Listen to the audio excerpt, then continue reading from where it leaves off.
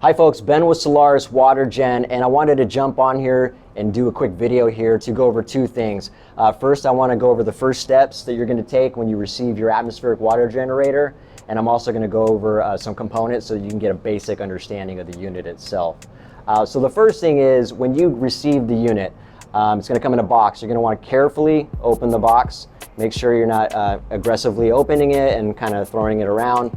And then the most important thing is you're going to want to keep the packaging that comes with it, all the styrofoam, all the bagging that comes with it. Make sure you keep all that contained in the box in the event that you may need to return it for something.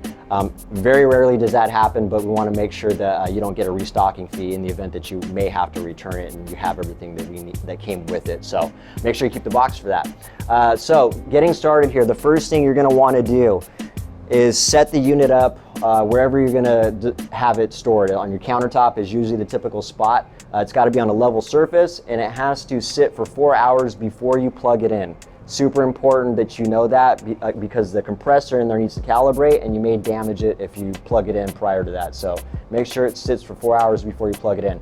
After you plug it in, the next thing you're going to want to do is fill up the rear tank here.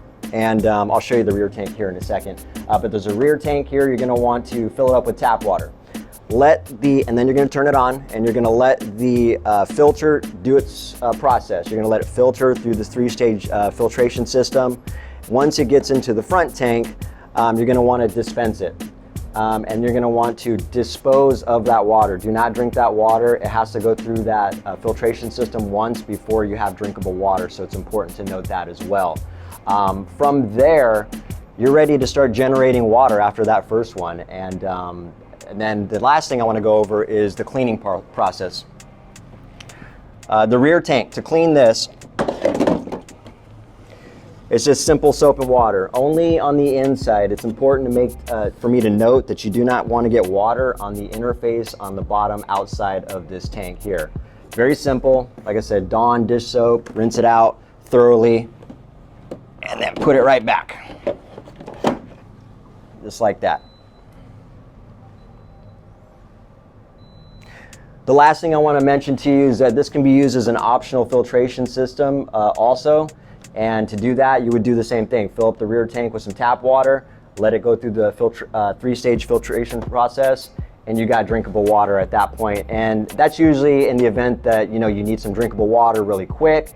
You have some guests over, or you're just really thirsty and you just need to generate some drinkable purified water really fast, and you don't have time to wait for the humidifier to convert it into drinkable water. So let's see. The last thing you want to mention to you is that there's a protective film that comes on the display screen here. And so if it looks like it may be scratched, it's because the film is still on it. So make sure you remove that so you got a nice, clean, presentable screen, touch screen to work with from there. And then the last thing I want to mention to you is on the front tank, in very rare cases, it very rarely happens, it may need cleaned, and for more information on how to do that, you're going to want to check out the next video for that. Other than that, you're ready to start drinking some water.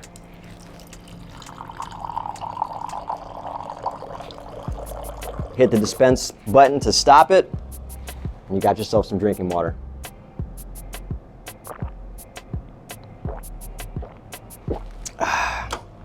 Hope you guys enjoyed that video.